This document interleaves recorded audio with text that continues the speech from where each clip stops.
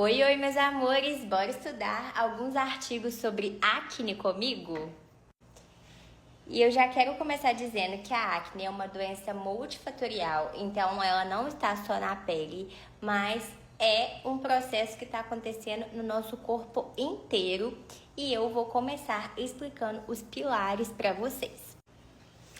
O primeiro pilar de todos é que o aumento da oleosidade e principalmente o aumento da atividade das glândulas sebáceas provocam a produção de mais sebo.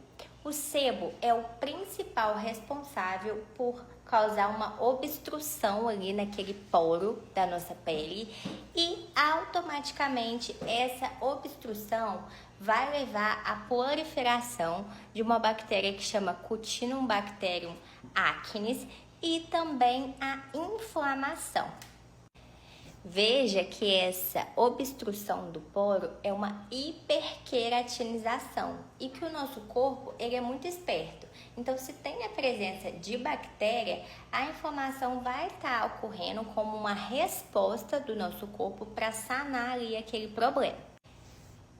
E se a gente for reparar, 90% dos adolescentes têm espinha e isso pode ser explicado por um aumento dos hormônios andrógenos na adolescência. E esses hormônios, eles vão estimular também as glândulas sebáceas a produzirem mais sebo. Então, sempre que tem o excesso de sebo, de oleosidade sendo obstruída, vai acontecer essa cascata aí, que é tanto a cascata da inflamação, mas também da obstrução.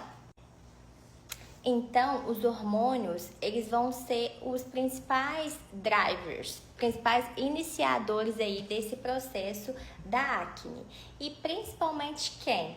Testosterona e DHT, que são os hormônios andrógenos, e também o IGF-1. E o que isso significa? Muitas vezes nós temos pacientes aqui no consultório que fazem o uso de hormônio, né? Fazem aí um ciclo hormonal, seja com oxandrolona, com testosterona, e muitas vezes começam a perceber a presença de espinhas, principalmente aqui nessa região de terço inferior. Isso não é por acaso. Nessa região aqui a gente tem a presença de muitos receptores andrógenos que também estimulam a atividade aí dessas glândulas e a produção de sebo. Então é comum que tenha, quem faz uso de hormônio, que tenha mais espinhas na parte mais inferior do rosto pela questão hormonal. Então os hormônios eles vão controlar principalmente a inflamação, a oleosidade e a queratinização. E esse IGF-1 que eu falei para vocês, ele é principalmente produzido quando a gente está tendo aí um processo de inflamação propriamente dito. Então, a nossa dieta, ela tem totalmente associação também com a presença de acne. Se a gente faz uma dieta com mais açúcar, com a presença de mais leites, derivados, a gente vai ter um aumento do nosso índice glicêmico e, consequentemente, o aumento também do IGF-1. Então, automaticamente vai ter mais desbiose e vai ter também.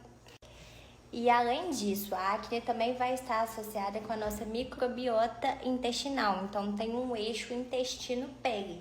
Por quê? Pacientes que geralmente sofrem de acne, eles vão ter uma redução nas bactérias protetoras que a gente tem no nosso intestino, principalmente os lactobacilos, e vai ser uma desregulação total, vai ser sistêmico. Então, muitas vezes os pacientes, quando a gente está tratando acne, não é só um tratamento a nível de pele, mas é um tratamento que muitas vezes pode envolver uma regulação hormonal, o uso de home care também, para a gente tentar aí desobstruir esses poros que, além de oleosidade, também tem células mortas, com ativos de limpeza, com ácidos que ajudam bastante, mas a gente sempre tem que fazer essa associação de hormônio, também estudar um pouco mais sobre como está o seu intestino, porque uma coisa está ligada à outra. Intestino está ligado com a alimentação, que está ligado com a acne, e no final a gente tem uma doença multifatorial. E a gente vê que também a acne pode ser uma questão genética, porque existem algumas pessoas que nascem com a pele oleosa.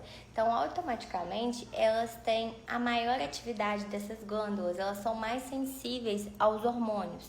Então, cada paciente ele vai ser único. Então, o paciente que ele tem a pele mais seca, ele não vai ter tanta propensão a ter espinha quanto da pele oleosa, porque a pele oleosa ele tem mais sítios sebáceos.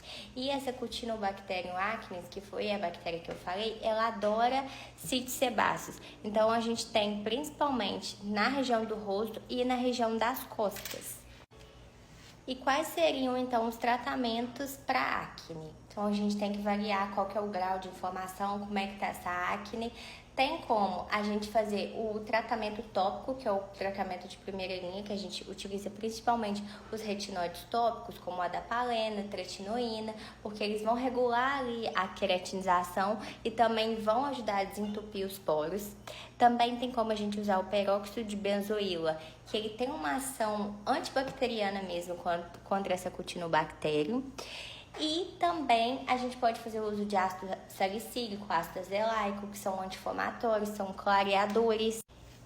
E quando o caso é mais grave, aí sim, dependendo da situação, a gente pode receitar um antibiótico, mas esse antibiótico ele tem que ser controlado por um curto período de tempo para que as bactérias elas não criem resistência.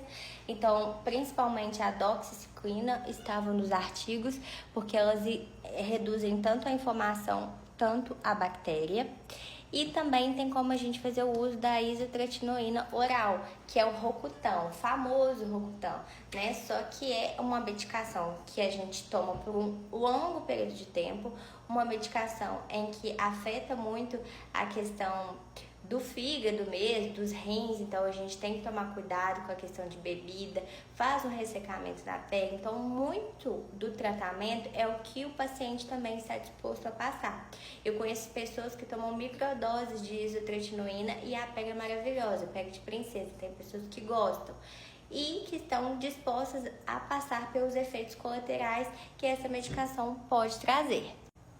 E eu não poderia deixar de falar da regulação hormonal, que como eu disse para vocês, principalmente a testosterona está ligada com o aumento da atividade dessas células, dessas glândulas sebáceas, né? Então, controlar principalmente isso e os hormônios andrógenos.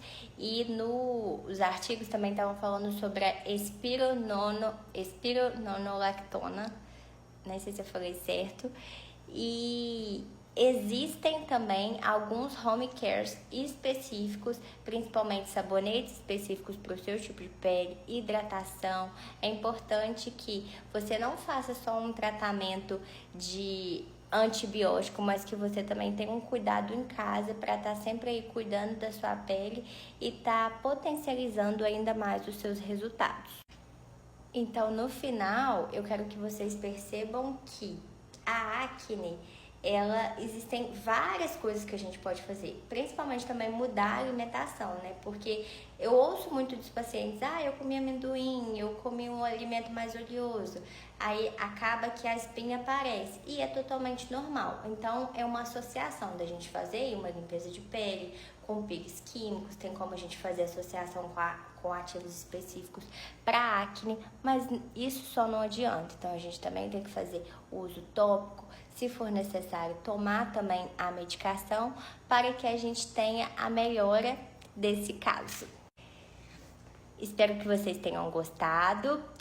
Todos os artigos que eu utilizei para fazer esse vídeo, ele está no meu grupo de artigos científicos, que é uma comunidade em que eu envio artigos todos os dias para ajudar os profissionais cada vez mais a serem melhores para os pacientes.